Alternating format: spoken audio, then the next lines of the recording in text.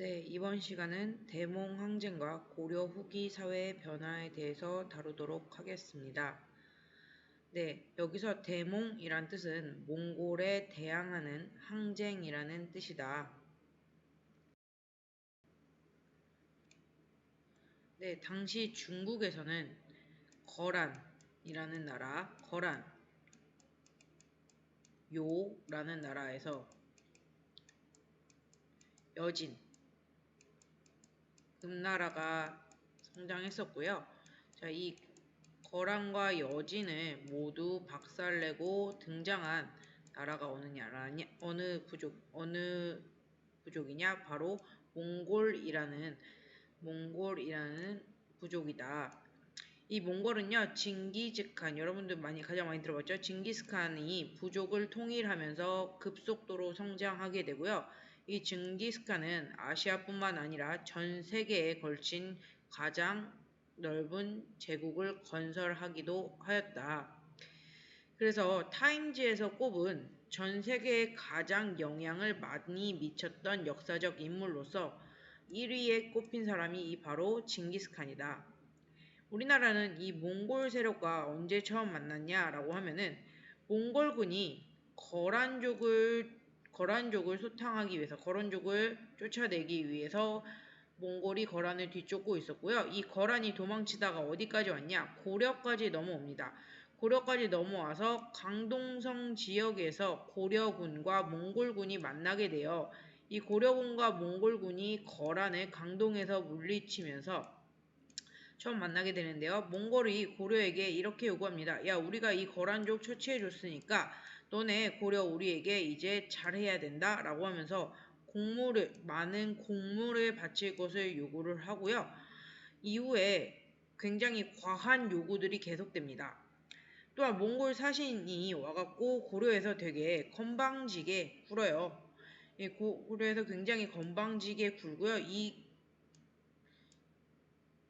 건방지게 굴었던 사신이 우리 고려인이 죽였는지 아니면은 정치적인 어떤 음모가 있었는지 모르겠지만 이 자신의 나라로 돌아가는 길에 살해당합니다. 그래서 몽골에서는 우리가 보낸 사신을 죽여라고 하면서 그러한 구실로 고려를 침략하게 되고요.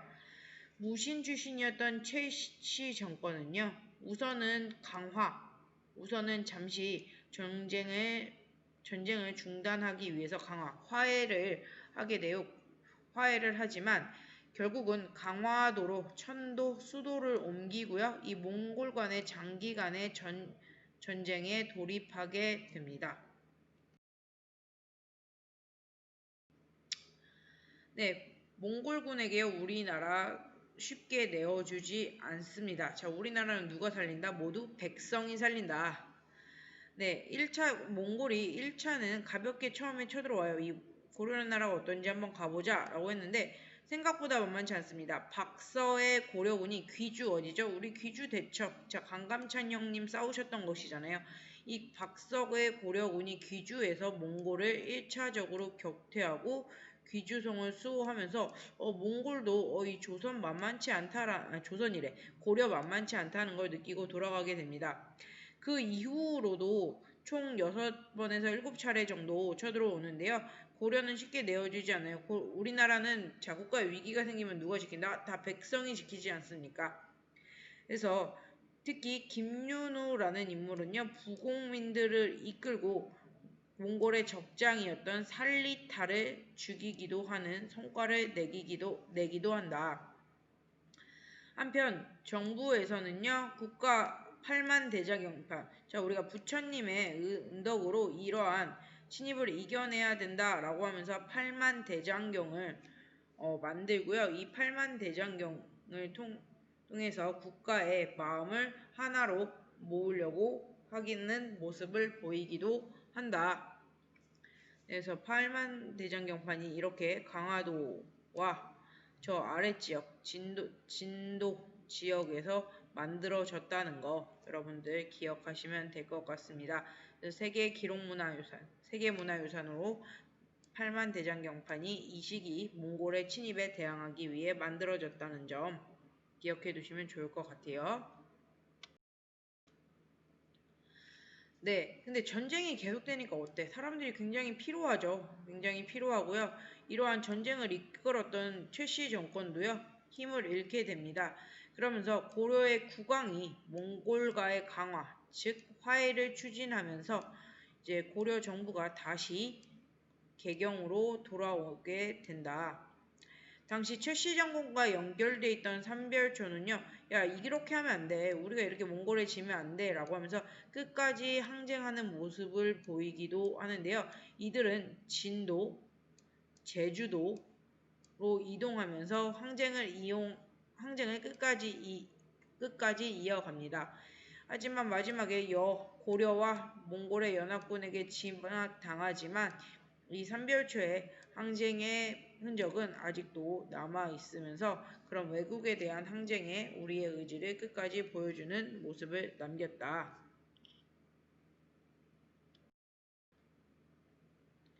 네, 이렇게 보시면은 고려의 끈질긴 저항이 남겨진 흔적들을 여러분들이 여러 곳에서 아직도 찾아보실 수 있다. 그래서 뭐 처인성이나 김윤우가 함께 했었던 오늘날의 충주 지역, 그 다음에 마지막 진도, 삼별초가 항쟁했었던 진도 지역의 산성까지 여러분들이 우리나라 곳곳에 가시면 아직도 이러한 흔적들을 찾아볼 수가 있습니다. 이러한 끈질긴 백성들의 노력으로 인해서 고려는 당시 최강국이었던 몽골로부터 끝까지 고려라는 나라를 지키는 모습을 보이기도 한다.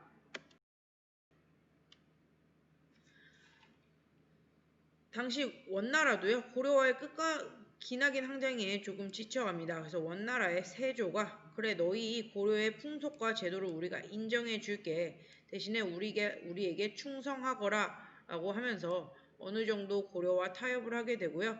고려는 전 세계 대부분의 나라가 흔적도 없이 사라졌지만 우리는 고려라는 나라를 지키게 된다. 자, 우리나라가 이렇게 끈질기게 국가를 뺏기지 않고 저항하는 이러한 힘이 있는 나라라는 거 여러분들 기억하셔야 됩니다.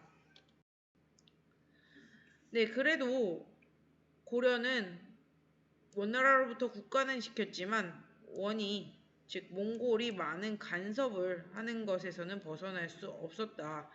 그래서 이 시기에 원이 간섭하는 시기에 왕들의 명칭에는 앞에 항상 충성할 충자인 충이 들어간다. 충렬왕, 충성왕, 충모광 이렇게 충자가 들어가는 안타까운 상황이 벌어지기도 한다. 원은요, 뭐 기본적으로는 영토도 지배하게 됩니다. 그래서 고구려의 수도였던 즉 서경, 우리가 늘 전진기지로 생각했었던 서경에 자신들의 행정기구인 동령부를 설치하고요. 우리 국경 쪽에는 쌍성총관부를 설치하면서 영토적으로도 많은 부분을 우리가 빼앗기기도 한다. 왕후와 관직도 격화가 되어다. 자, 너희 고려국은 우리 원나라의 신하국이기 때문에 신하이자 사위이기 때문에 야, 너는 부마라는 게 뭐냐면 사위라는 뜻이에요. 너는 원나라의 사위국이야, 사위야. 그래서 고려의 왕들은 원나라의 공주와 무조건 결혼하게 돼 있어요. 그래서 너희 사위가 장인이랑 똑같이 하면 되냐라고 하면서 왕후와 관직이 격화되기도 하고요. 당시 원나라에 끝까지 항복하지 않았던 일본 원정의 고려인들이 동원되기도 한다. 그래서 동쪽을 정복하기 위해 만들어진 행정기구라고 해서 정동행성이 고려에 설치되는데요. 이 정동행성과 이문소라는 기구가 특히 고려를 간섭하는 데 굉장히 큰 역할을 한다. 또한 원나라는요, 고려로부터 금, 은, 인삼, 특히 매를 매년 어마어마한 양을 받아갔고요. 고려의 여자들인 공녀들이 매년 어마어마한 숫자가 이 원나라로 끌려가게 된다. 근데 이러한 강제적인 교류는요, 물론 문물 교류를 통해서 여러 가지 변화들을 가지고 옵니다. 고려에는 그래서 몽골풍이라고 해서 몽골인들의 머리 스타일이나 옷이 유행하기도 하는 모습을 보인다. 물론 고려에만 변화가 있었던 건 아니에요. 원나라에도 고려의 의복이나 음식, 그릇이 전달되고요. 이것을 우리는 고려양이라고 부르기도 했다. 오늘날의 한류를 이 당시에는 고려양이라고 부르기도 하였다. 네, 권문세족이 이 과정에서 성장하는데요. 오늘날로 치면은 친일파랑 비슷하다고 보시면 돼요. 친원파. 이 친원파는 굉장히 다양한 세력들이 들어갑니다. 기존의 무신 정권 하에서 숨지고 있었던 문벌 귀족들, 그다음 무신 집권기에 성장한 무신 가문들, 그 다음에 원과 친하게 지내면서 새롭게 성장한 친원 가문들을 합쳐서 우리가 권문세족이라고 하는데요. 이런 권문세족은 친원파의 세력을 이용해서 대규모 농장동을 가지고 막 가난한 백성들을 침탈하기도 하는 등 여러 가지 안 좋은 모습들을 보이게 됩니다. 그때마다 고려의 국왕들은 이 권문세족에 대한 개혁 정책을 펴서 국가를 일으켜 세려고 했는데요. 당시 너무 원나라의 세력도 강했을 뿐만 아니라 권문세족의 반발에 심했기 때문에 대부분의 개혁은 실패로 넘어가게 되고요. 이 고려가 멸망하고 조선이 건국되게 되는 그러한 국가의 마지막을 장식하는 집권층으로 남게 된다. 대표적인 친원 세력으로는 기왕후의 오빠인 기철이 있고요. 그 다음에 통역으로 출신한 조인규 등이 있었다. 자, 여러분들 이거 아마 드라마로도 한번 봤을 거예요. 기왕후. 네, 이러한 권문세족들이 이후에 고려를 장악하게 되면서 이 고려가 한층 더 빠른 시간 내에 멸망하는 고속 열차를 타게 된다. 네, 아까 말씀드렸듯이 이런 권문세족들은 몽골의 침략에 도움을 주거나 고려 왕자가 잡혀갔을 때 원에 있었던 사람들, 그 다음에 원나라의 영토 확장에 큰 공을 세우거나 원과 관련된 일을 하는 사람들. 오늘날로 치면 뭐예요? 친일파랑 비슷하다라고 보시면 돼요. 친일파. 자, 이런 권문세족들 청산하지 못하니까 어떻게 돼? 고려가 멸망하잖아요. 자, 우리도 늦었지만 끝까지 친일파를 처단해야 되는 이유가 바로 여기 있다. 오늘날 우리나라 친일파들도 굉장히 잘 먹고 잘 살잖아요. 잘 먹고 잘 사는데 이런 부패한 세상은 반드시 나중에 결과를 치를 수밖에 없다. 그렇기 때문에 우리가 오늘날까지도 친일파에 대한 경계를 늦추면 안 된다는 거예요. 네, 이렇게 고려가 원나라에 당하고 있을 때, 원나라의 이렇게 압력에 굴복하고 있을 때 누가 나오냐? 공민왕이라는 슈퍼스타가 나옵니다. 자, 원래 원나라가 고려에 간섭할 때 왕의 이름은 항상 충자가 붙었거든요. 충모강, 충렬왕 뭐 이렇게 붙었는데 공민왕은 이러한 충선왕, 이러한 몽골의 간섭에서 빠져나왔다는 데에서 이런 왕의 명칭도 공민이라고 바뀝니다. 앞에 이제 더 이상 충자가 들어가지 않아요. 자, 국가라는 게 참 재밌어요. 국가라는 게 항상 이렇게 쇠락하는 시기에 오면은 이 국가를 구하는 슈퍼스타가 나타납니다. 슈퍼스타가 나타나는데 그 슈퍼스타가 누구다? 공민왕이다. 이 공민왕이 왕이 들어올 당시에는요, 일단 상황이 굉장히 좋아요. 원나라가 쇠퇴하고 있어서 더 이상 고려에 간섭하기가 힘들었고요. 이때 공민왕은 이 상황을 보고 원나라에 반대하고 우리 스스로 주권을 갖겠다. 자주 정책을 추진합니다. 공민왕은요, 당시 신도원이라는 새로운 인물을 발탁해서요, 권문세족들을 억압하기 시작하고요. 이 권문세족들에 대한 개혁을 바탕으로 자신의 왕권을 강화시키고 새로운 세력들을 선발하고자 했었다. 하지만 이 몽골이 가니까 누가 온다?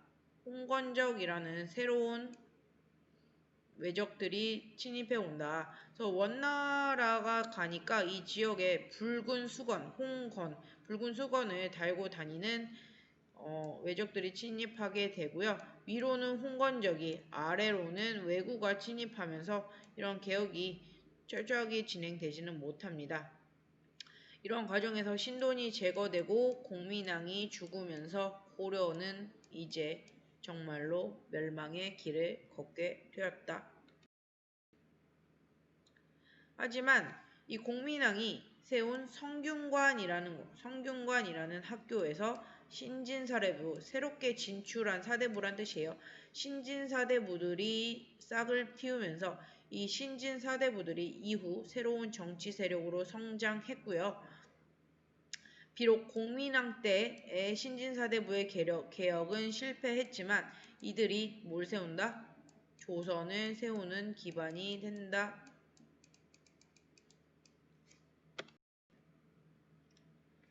네, 이 신진사대부만으로는 새로운 세상을 가지고 오긴 힘들었고요. 이 신진사대부와 누가 결합한다? 신흥무인 세력이 결합합니다. 이 신흥무인 세력은 뭐냐?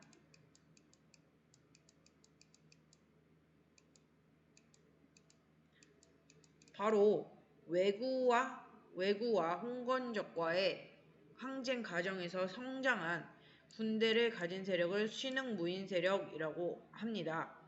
이 신흥무인 세력은 최영과 이성계가 대표적인 인물로 꼽히고요. 이들이 천천히 성장하게 됩니다. 근데 최영이 원래는 굉장히 많은 권력들을 가지고 있었는데 언제 뺏기냐? 바로 위화도 해군 때다. 이 위화도 해군이 뭐냐면 원나라가 멸망하고 명나라가 세워져요. 명나라가 세워지면서 고려에 뭐라고 하냐면 야 너희 그 천령 이북 그러니까 고려의 국경 지역은 원래 우리 땅이었으니 돌려달라 라고 하니까 최영이 무슨 소리냐 원래 우리 땅이었는데 원나라에 뺏긴 거다. 최영은 야 저 명나라 가만두면 안 되겠다. 우리 요동을 정벌 하러 가야겠다 라고 했는데 요동 정벌을 추진합니다. 근데 이성계는 야 지금 나라가 망할 판인데 지금 전쟁을 하니? 하면서 요동 정벌에 반대하고요.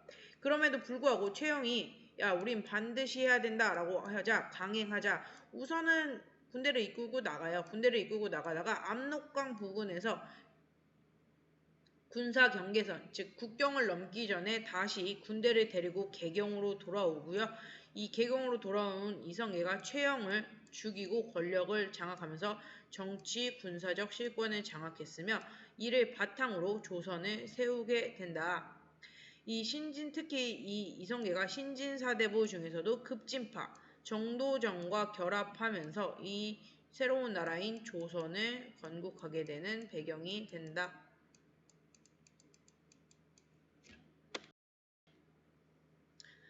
네, 교과서 127쪽 공민왕의 개혁 정치를 우리가 앞서 봤는데요. 기역 니은에 들어갈 말과 2번에 들어갈 내용에 대해서 2번과 관계된 내용에 대해서 다시 한번 짚고 넘어갈게요. 자, 공민왕은 무조건 고려의 슈퍼스타고요.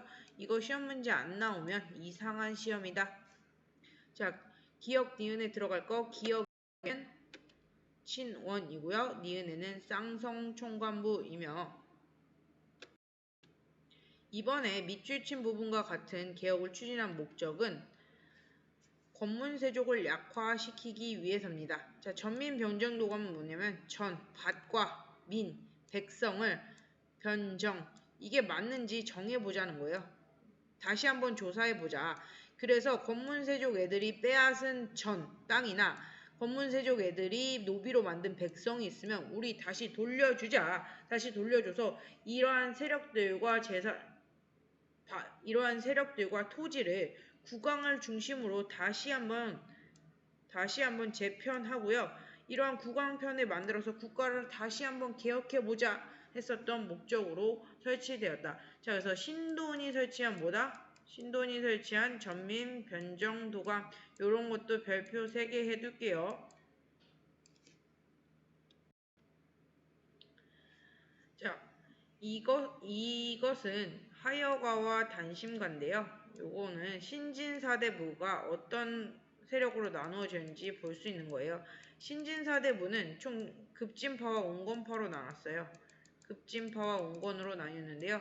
이 급진파의 대장은 누구냐? 정도전이고요. 온건파의 대장은 누구냐? 정몽주였어요. 이 정몽주는 이렇게 생각했습니다. 네, 야, 이 몸이 죽고 죽어 100번 고쳐 죽어 100골이 진터되어 넋이라도 있고 오고 임양한 일편단심. 야, 우리는 결국 고려의 백성이니까 고려를 개혁해야 된다라고 생각했는데 정도전은 이렇게 생각했어. 야, 고려는 이미 망했어. 우리 다시 새로운 세상을 만들려면 새 국가가 필요해. 그래서 이런들 어떠하리 저런들 어떠하리 만수상 드렁치기 얽혀진들 어떠하리. 우리도 이렇게 얽혀서 새롭게 국가를 만들어보자. 야, 국가가 고려면 어때? 조선이면 어때? 자, 우리가 모두 잘 먹고 잘 사는 게 중요하지.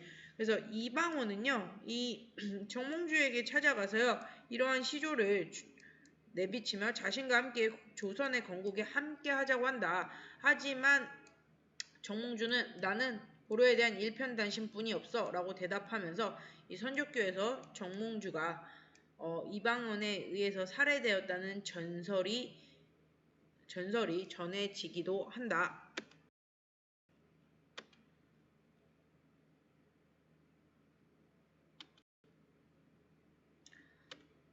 네, 이 정도전은요. 그럼 급진개합하였던 정도전은 어떤 액션을 취했냐, 어떤 정책을 취했냐. 네, 정도전은요. 보시면은 사상적으로는 성리학을 수용하고요. 고려가 왜 망했냐? 이 불교 때문이다. 이 종교가 부패했기 때문이다. 라고 하면서 불교 대신에 성리학이라는 새로운 정치적 사상을 가지고 왔고요. 기존의 기득권, 자, 이 고려를 망친 권문세족이 문제다. 라고 하면서 권문세족을 비판하면서 토지개혁, 불법적인 토지에서 수취하고 있었던 권문세족의 시스템을 완전히 바꿔놓는 토지개혁. 요건 뒤에서 한번 볼 텐데요. 과전법을 실시해서 토지를 개혁하고요. 이를 바탕으로 조선을 건국한다. 뿐만 아니라 이 정도전은 이 친원 세력, 즉 권문세족의 친원 세력을 비판하고 새롭게 명과의 외교 관계를 수립하고자 하면서 조선의 국가의 안정, 즉 기틀을 마련하고자 하는 모습을 보이기도 한다. 네, 이번 수업 내용은 여기서 마치도록 할 거고요. 여러분들은 교과서와 강의를 참고해서 교과서 128쪽 내용 정리 쑥쑥을 풀어주시기 바랍니다. 네, 내용 정리 쑥쑥은요. 다시 줌에 돌아와서 다 같이 정답을 맞춰보도록 하겠습니다. 네, 오늘도 수업하느라 고생하셨어요.